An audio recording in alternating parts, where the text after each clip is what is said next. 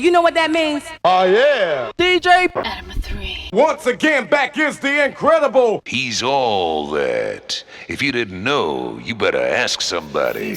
And now for our feature presentation. He's thirsty, so he stops the camera to have a drink. Just have a drink. Get in it. Right. We're starting again. We've already done one take of this, but we're going to do it again. The last time and the first time. The last time for the first time ever. No. Welcome Hi. to the show. How you going? This is the show. This is the shit show. Yeah. And I'm your host, Adam, and Peter. And so, He's Adam. brief introduction. I just to let you know where we are, who we are. Who are you? Peter. And where are you from? Australia. And where are we? We are in Tokyo, Japan. Tokyo, Japan. Good place. So what brought you to Japan? Girls. And? Food. No, I'm joking. No, actually, but it was what brought me to Japan. It was food. I love Japanese food. Love sushi. Love sashimi. Love wasabi. Big fan of yakitori, shio, salt, yakiniku. Love it all. As you can see, I've enjoyed a lot of it. Tell us the story. Yep. Tell us the story. I love this story. The sushi story. Yeah. Well, a mate of mine convinced me to go to a sushi train. That's what we call it in Australia, a sushi train, right? Convinced me to go to a sushi train. And I don't like fish and I don't like rice, right? So I was as scared as all get out when I went in there because I didn't know what I could eat, right? Yeah. And you go in there and everything, at that time, everything was $2. One plate, $2. Doesn't matter what it was $2. Yeah. Right? Sort of thing. So my mate ordered a couple of plates. So he's up to about $6, right? Yeah. And I ordered fried chicken, safe. In a sushi shop. Right? In a sushi shop. Right. Karaage, fried chicken, Japanese, make it the best, right? Yeah. Anyway, so I ordered that, and I'm pretty proud of myself because I had fried chicken. There's no biggie there, right? But it was $2, right? Yeah. And I'm looking at the menu, the page menu, right? It's all over, all little pictures and all little diagrams and all different kinds of fish and seafood and stuff, and it's all raw and it's all on rice and it just looks horrible, right? Yeah.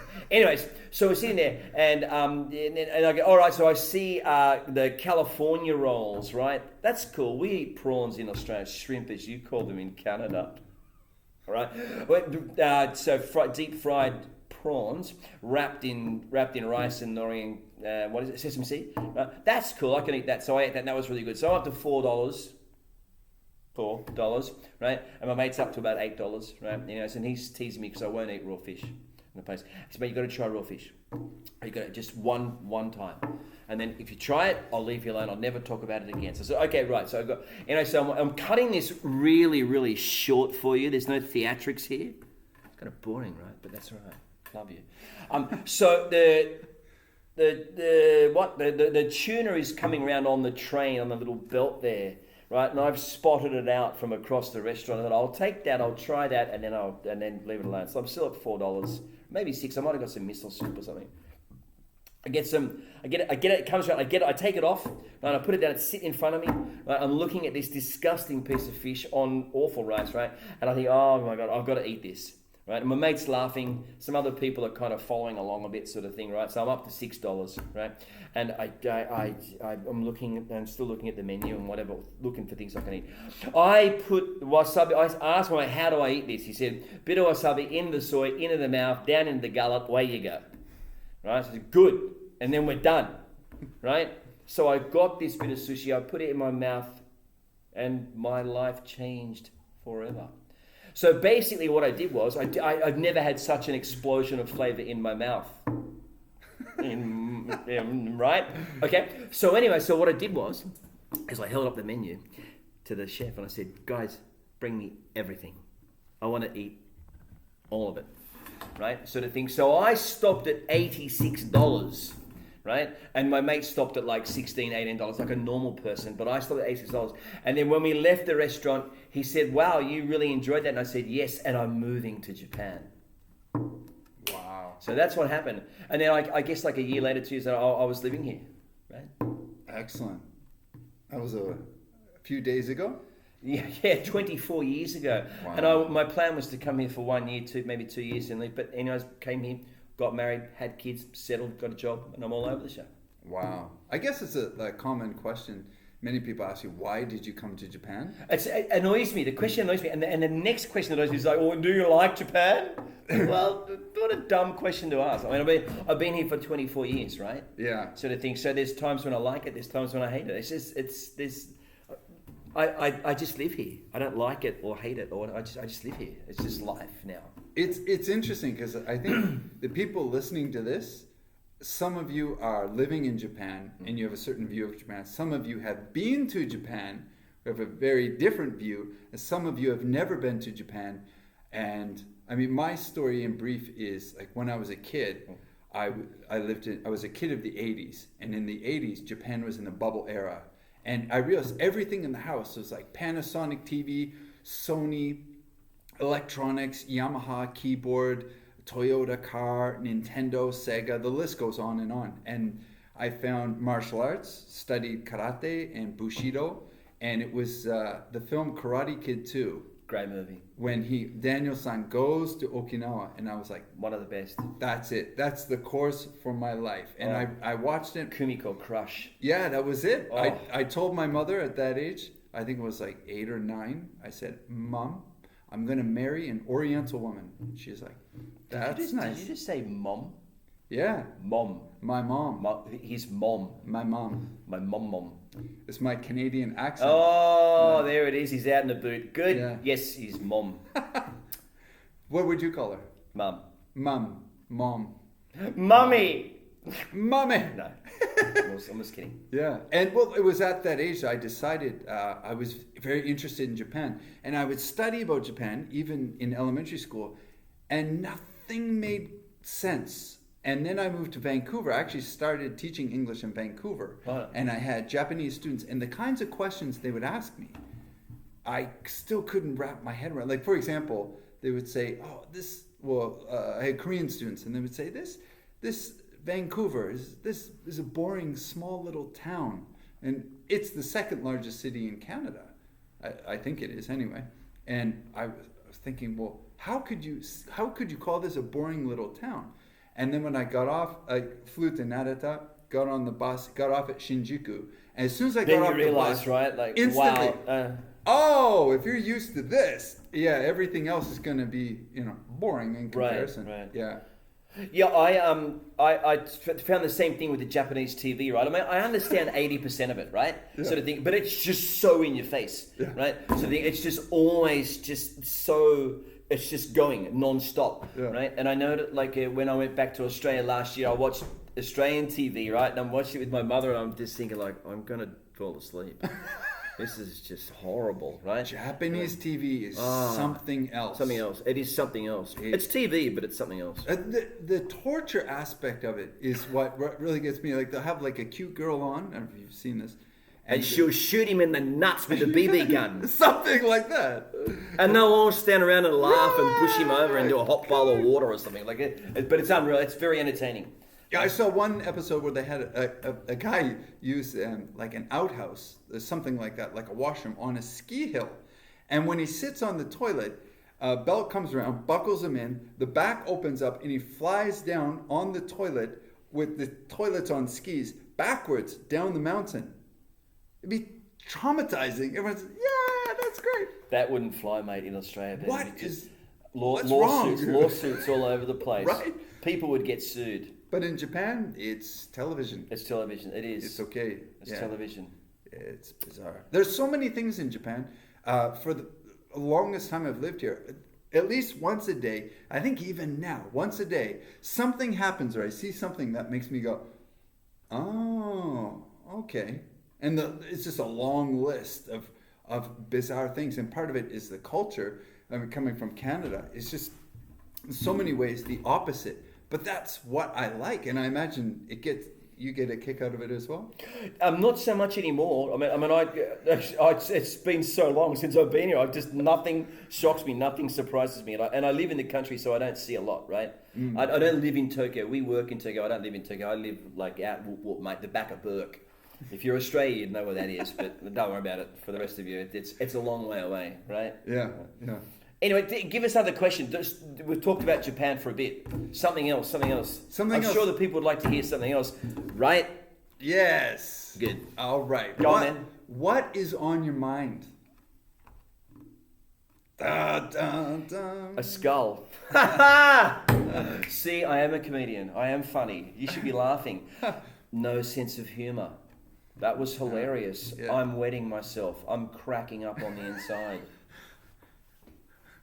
Sorry, what was your question again? What was on your mind? What was on my mind? You wanted to talk to me about something? No, I just want to talk. I'm tired of being silent. I'm silent too long.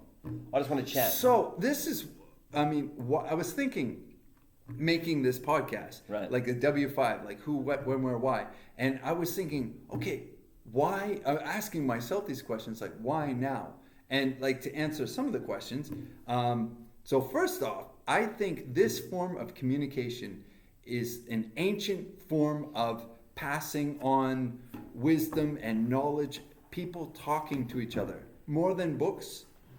More than, well, I guess equivalent to music, but I think this is something else. I've listened to so many podcasts while I'm painting in the studio or working on something, and heard some ideas that just in a sentence have changed my life. Like the expression, like what is more powerful than the marching of armies is an idea whose time has come, something like that.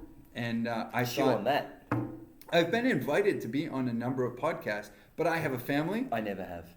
And I have a family. I invited you here. He invited me here. There we go. Sorry, I lied. It's one. This is my first ever podcast. Yeah. So All right. So ask me a question. Get to the deep issues in life. Well, these questions that I prepared here on this paper. That's a good one. Go on then. Ask it. Yep. That one. Okay. Before we started this, he requested we have no plan. No we plan. I don't want plans. I don't like in, plans. So Just sit in front of the camera and talk. Ask. right. But he's got to ask me. Okay. I'm not asking questions because I'm a dick. Okay. I'm actually a really nice guy. You just get to know me. Yeah. Exactly. Go on then. Give me something to chew on. Something to chew on. Yeah. Here we are. Here we are. We are. Next time we do this, we may be a little bit more planned. Yo, this is great. This is great. No, we're not going to be. This is great. Just That's the way great. it is just the way I like it. I'll tell you what. Go on. Tell me. A friend of mine, Johnny, he runs podcasts. Is hundreds of episodes. Did he used to work on the docs? I think, yeah. Was he with a girl called Gina? Is living on a prayer. Oh, right, that's the song. Yeah. Like I didn't know that.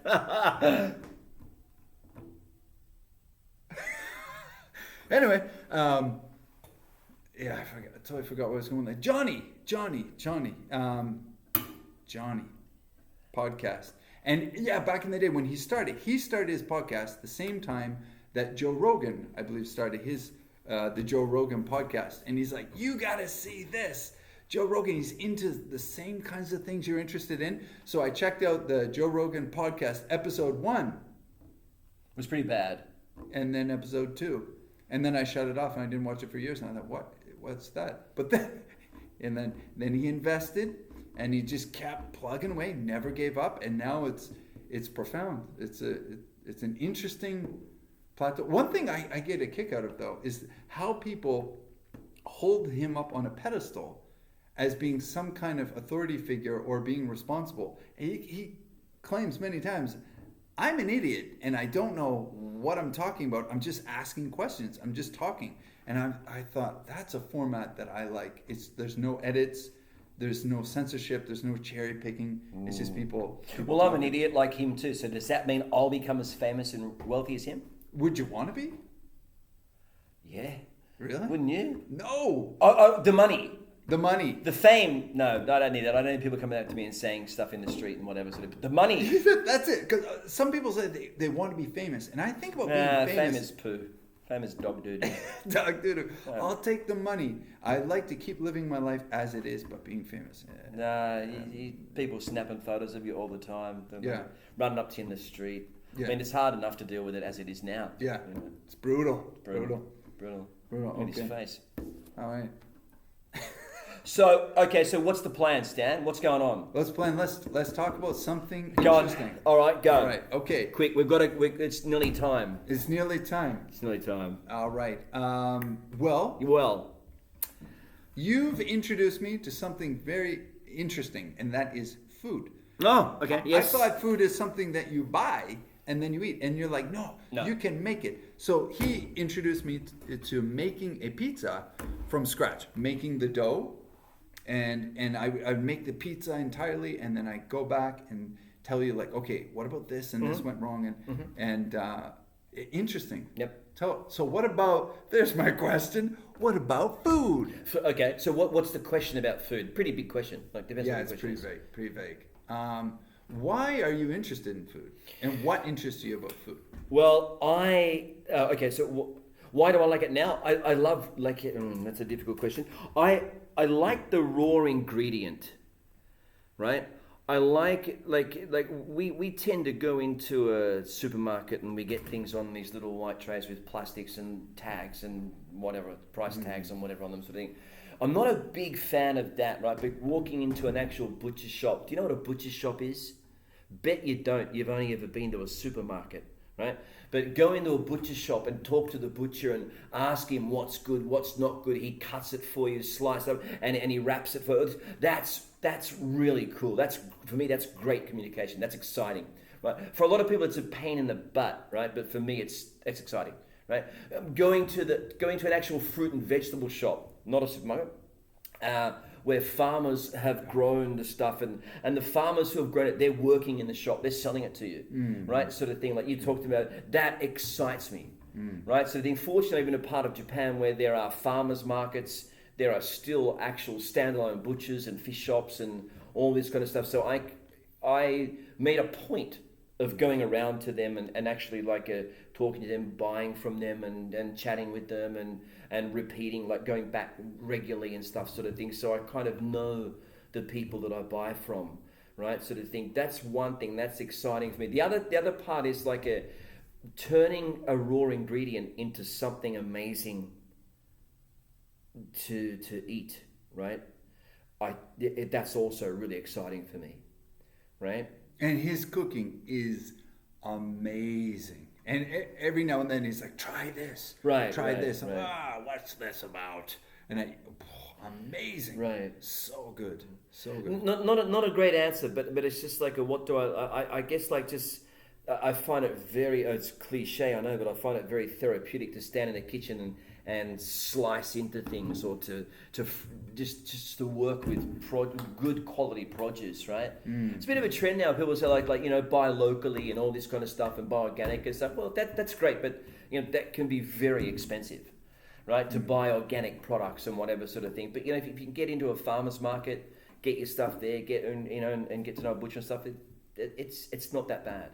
I remember a little while ago I mentioned to you, because I did a little digging, a little research about cancer seems to be increasing everywhere, and there seems to be a correlation between processed meat and the rates of cancer. And I checked, and there's a connection there, and I thought, okay, this means that processed meat equals cancer. And well, that's look, that's not exactly true, right? Sort of thing. Like eating too much of anything is bad for you, right? The thing is about processed food is like your gut.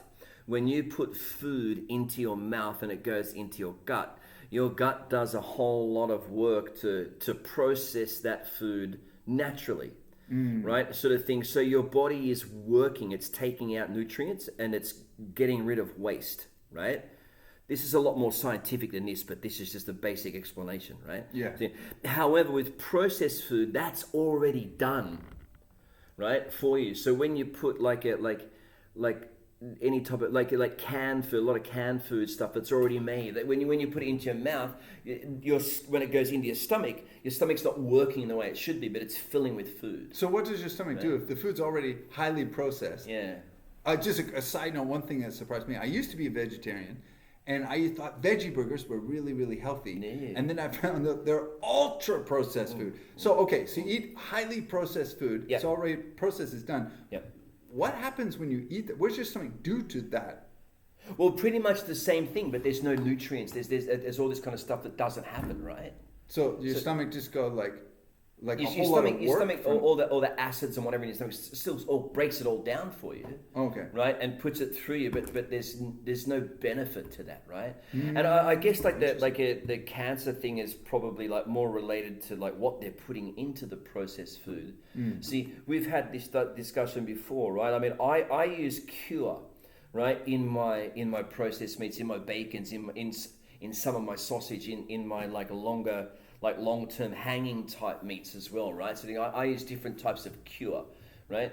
But and that has been linked to cancer through the nitrosamines or nitrosamines, however you want to pronounce Nitrates? it. Right? No, well, nitrite is the actual chemical, Okay. right? Sort of thing. And what happens is nitrite goes nitrite goes through a process of osmosis, basically turns into gas, right? Once it's turned into gas, it's safe to eat, right? Before that, it's not, right? Sort of thing. So what happens is like if you eat something that's highly processed and it hasn't been done correctly, that process of osmosis happens in your gut, right? And that shouldn't be the case. That should be done before you eat. Does that give you a lot of gas? That's a great question.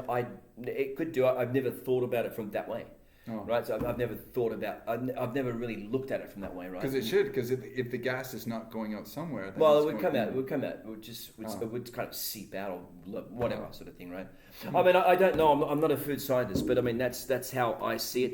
That's how I've learned, right? Mm-hmm. Sort of thing. If you use these things properly, right, you don't have a problem. I only, like I said, I use cure in stuff. I don't use accelerators. I don't use any type of acids. I don't add anything to it, right? I'm only using a salt, right? And the nitrite that I use, it's cure number 1. Yeah, so cure number 1 is basically 94% salt, table salt. Yeah. Right, and it's only like 6% nitrite. Right, sort of thing. So that's and when you think about the amount of, like for example, if I do a kilo of sausage, right, which is only a small amount, but if I do a kilo of sausage, I'm putting under 3% the weight of the sausage meat of the cure into the meat. Have you ever used sea salt? Yeah, like for cooking? For curing? No. No. What's the difference then, like table salt and sea salt? Good question. Sea salt is cut more coarse. Oh, okay. Right, sea salt is cut coarser. I dare say it's probably different by weight as well. Right, So chemical sort of density? thing. Right, so like for example, like which is why I don't use teaspoons and tablespoons, which is why I use grams. Okay. Right, because one cup of kosher salt could weigh something very different to 1 cup of table salt. Yeah. Right. The weight is different. Yeah. Right. But if I use grams, it doesn't matter which salt I use. I'm using grams, so I'm always going to hit the perfect mark for the salt content. Wow. Right. Cool. The best way to do it. I do that with everything. We do it with breads, baking breads, with the curing meats, the whole lot. Right. Wow. That's why I learned from you about baking is like a formula. It is a formula. It's And baking's not a preparing recipe, dish right? is recipe. Right. Yeah, recipe versus formula, and it makes it doable. It's interesting. Well, I mean, all cooking is a formula, right? Or we tend to. I mean, cooking shows, cooking books, they're just everywhere. Yeah. Right. But what you're doing is you're looking at a recipe. Yeah. Right. Sort of thing, like, and you follow a recipe. Yeah. Right. And you know how to make that one thing based on the recipe. Yeah. You might have to open the book 4 or 5 times. Yeah. Right.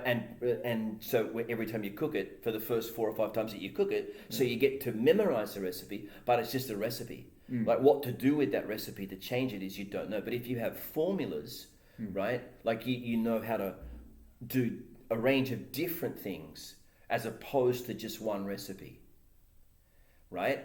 Cool. You know, I realized Right. it's almost time. It is. Almost. So that was a really serious long answer. Sorry guys, if anyone Yeah. watches this, that's a long answer, but that's the way that I feel. All right. Cool. So we covered a little bit about Japan. Yeah, Japan. How we got here. Yeah. And- But I don't want to cover Japan too much because it's kind of like, I mean, it's interesting for Japanophiles, right? It's Yeah. not interesting for Yeah. everybody. Like every now and then, If anyone watches this and has a question about Japan, sure, go ahead. That would be cool. That would be cool. That would be if very you- cool. Like, leave it in the comments. You have a question. Love to answer it because before I came to Japan, I was like, "What is this country?" And now Right. that I live here, I'm Right. still asking myself every day, "What is this country?" Right. And the good thing is like if you ask a question and we don't know the answer, we'll just lie. Yes, and we'll make it up. Right. We'll make it up on the spot. That's how good we are. Right. Very good at making like everything you just told me about food and Or it's all a cooking. lie. It's all crap. I believed it. Shouldn't. Don't. I actually like it's so convincing. Try it and see how delicious it is. Anyways, Right. gotta go. It's Almost time. so Canadian. Yes. Apparently that's what Canadians do. That and hockey. Hockey. Ice hockey. Field hockey. Field hockey is all the rage in Canada. Massive sport. Yes. Canada. Canada, field hockey universe. Yes. So one thing I'd like to talk a little bit about Go on. is nationalism. Hello. A very light, This is the thing he's been going on about for the last couple of days, right? Nationalism. But go on, go ahead, talk about it. Go on. Well, it's interesting because you never really experience racism until it's targeted at you. You think, okay, all these minority groups, just get over it, right? Until it's targeted at you. And that's one thing I find refreshing about living in Japan is I am a minority here.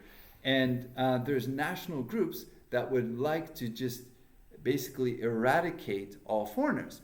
So I had the privilege of meeting on the street one of the leaders of the Nationalist Party, and I got to talk to him. And he goes up to him and goes, "Hey, so why do you hate the white guys?"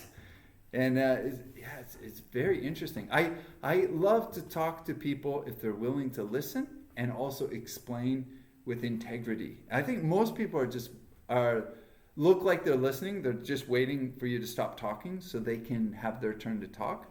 But when people are actually listening to what you're saying, yeah. But maybe we'll talk more about that a little later because I don't want to get into too much trouble. But it exists in Japan, and I'm a foreigner living here, so it's an issue that I'm faced with. At the same time, Trump just became United States president again, which is a very controversial issue. But no matter what happens, the earth keeps on spinning. Keeps on turning. Just. Okay, so next time let's talk about nationalism and Trump. My two favorite subjects, and I'm sure they're yours too. Nationalism and Trump. Oh, hello. Line up, ladies. Yeah, Exhausting. Yeah, that's good. I'm in. Yeah. I'm in. But I'm not preparing anything. I'm not studying for it. I'm just gonna it's all gonna come from this genius that is up here. All right. It's all there. This is waiting to come out. Excellent. Music. Music. How about that? Anytime. Yeah. Anytime. Finish off with a music question today. What? Don't do the nationalism Trump thing. That goes too long and whatever. So give us a music question. Yeah. No. Something about music, and then we'll finish off. Religion, politics. No, I'm in the religion. Let's go religion. I'm happy to go religion. Oh, really? Absolutely religion. I'll go religion anytime, anywhere, anyone. Okay, hold on one sec. When the Mormons visit your house, Yep. most people go, they're here, they close the door, they pretend they're not home. Mm-hmm. When I lived in Canada, lived with Bill and Matt, some very interesting characters. I know where this is going. The Mormons came to the front door and I said, "Oh, well, you came to the right house. Come on in. No, come on in." And we had a great chat with them for a couple hours. And by the end of it, they were looking at their watches and they were like, "We gotta get out of here. Get out of this house." And the last thing Matt said was, wait, don't leave yet. We didn't talk about evil. And they were like, yeah, and they ran out. I like these topics. So if you're willing to not get too emotional, because for some reason religion and politics get people so excited. But Nah, I mean, I'm away. yeah. I'm on. Next time. We're gonna slate that for another time. Right. I'm still waiting for this music question. Right. I didn't prepare any questions. We didn't prepare any questions, but there's music coming. He's okay. got something. This question is gonna rock your socks off, mate. Well, I don't know about questions. Go on, hit me with your best shot. He loves music, Pat and he has every now and then. I do drum and bass. I don't know what you call it, podcast, but like a bi-monthly East Forms drum and bass. Well, I used to DJ in the clubs, like 3 times a week in Tokyo, and now I have a family, and I'm happy to be in the studio and broadcasting because I reach listeners around the world, and I'm always looking for like new sounds, and he's really turned me on to. I just really turn him on. I can't. What genre would that be? Heavy metal, 80s rock? Yeah, rock, heavy metal, hard rock, 80s stuff, glam bands, all that. And he's like, listen to this. And the most recent one, John Farnham. Australians, he's Canadian. He's trying really hard. Okay, Farnham. Go easy, guys. Go easy. Go easy. The national anthem. Yeah, and getting genres confused. Okay, so basically, I'm a massive metal rock fan. Right? Sort of thing. However, there are some Australian bands and some Australian music that I do like that's not metal, not rock. Right? For example, Chisel. I like Chisel, a pub rock band, great. But anyways, everyone loves Chisel. Okay, from Australia, right? But I also like John Farnham. Right? I grew up listening to John Farnham as a kid, right? Farnham? No, Farnham. It's spelled Farnham. It's pronounced Farnham. Farnham.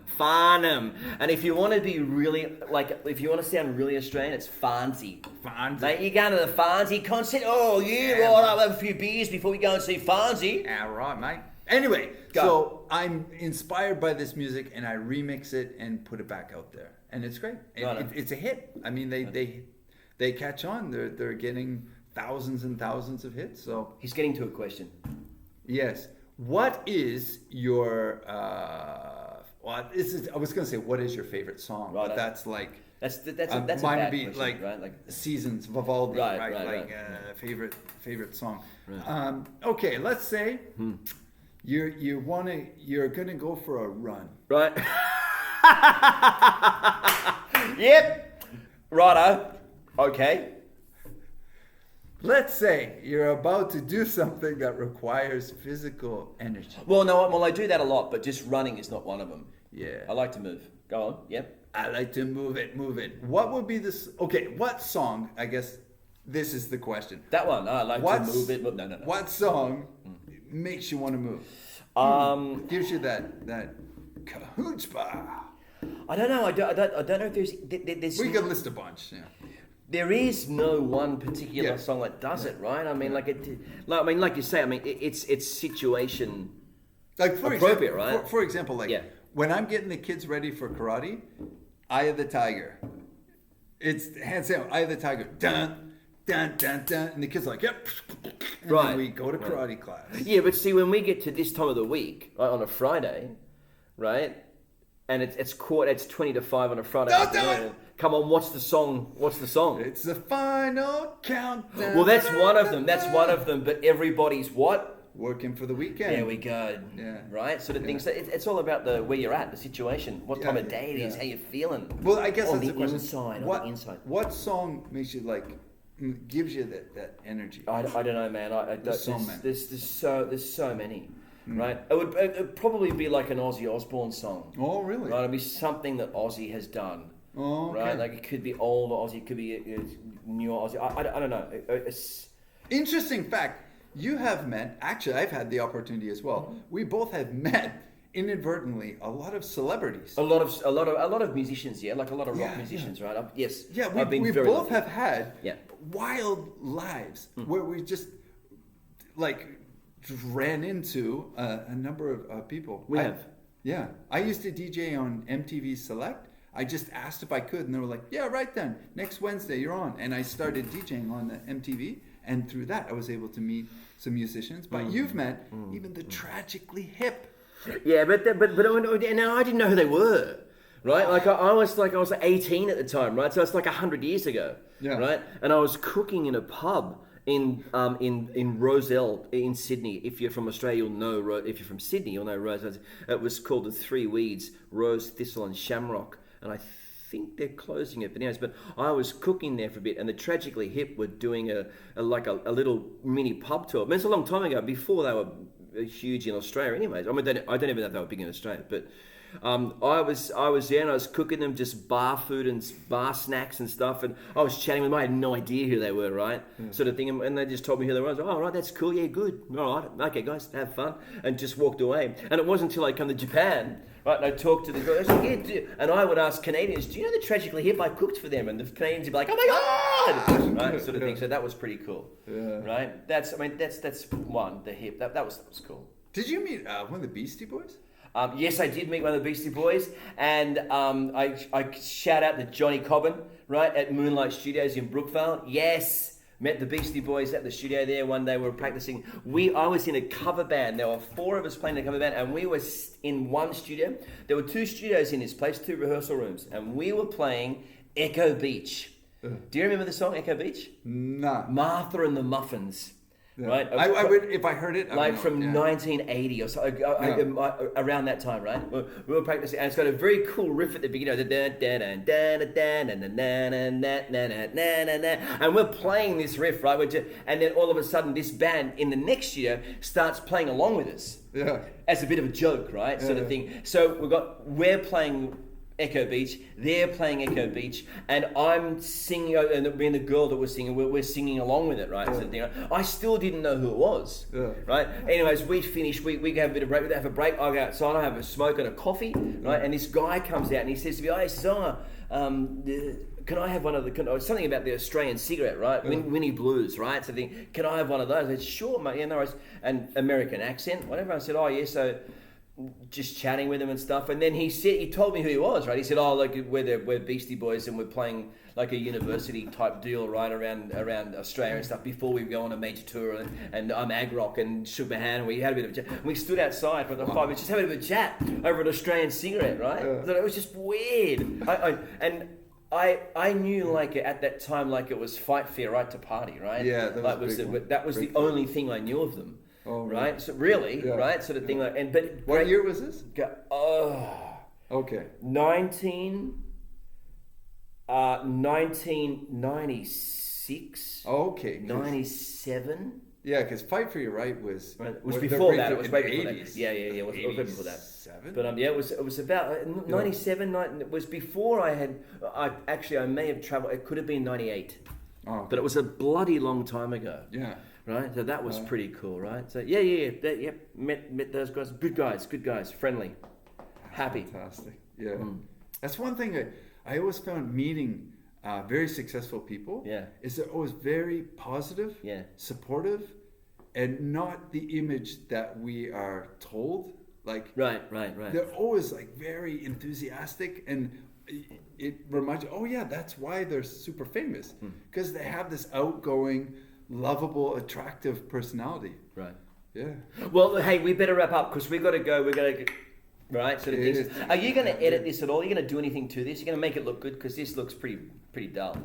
Like, can't you overlay some sparkling lights on our clothes and stuff, and I don't know, Elton John glasses and whatever. This is ground zero of Ground Zero. our podcast. Ground Zero, that means we're going to get hit by planes. Sorry. My inspiration. Bad joke, I know, but you know. As my inspiration for doing this is the first, as I said before, the first Joe Rogan podcast, and how bad that was, and how far it's come. I thought, if it could do it, hey, I'll give it a shot. Give it a shot. So we gave it a shot. Yeah. We'll do it again sometime. I would like to. I mean, if this was lucrative, I would invest anything I made from this into this, but I'm not expecting anything. This is about the process, not about the result. This I is want just the money. Yeah. Give us the money. Give us the money. I want the money. I want to be rich from this podcast. Just this one podcast. This is the only podcast I want to do. Just this one episode. Episode 0, and then just watch the dollars just roll in from how incredibly talented we have and entertaining we have been for the past 40 minutes. If you guys aren't entertained, you probably don't deserve to watch this pod. Really, I mean, come on. This was hilarious. Is anybody out there? Is anybody out there? Don't know. I'm going to go. All right. Yeah. Well, thank you very much. Good. let's see what happens.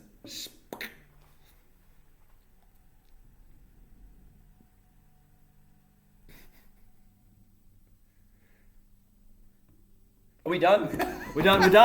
See you guys, bye. All right. Shall I press stop? Yeah, it's not touchscreen. Are you sorry? I'm not touching you. What? No, I'm not touching you. Oh, it doesn't. Nothing will happen if you touch the screen. Oh, nothing happens if you touch the screen, but something will happen if you touch me. Is that still going? It's still going. No, stop it. Get rid of it. Piss it off. See you later. Bye, guys. See ya. Have a nice weekend. Love you.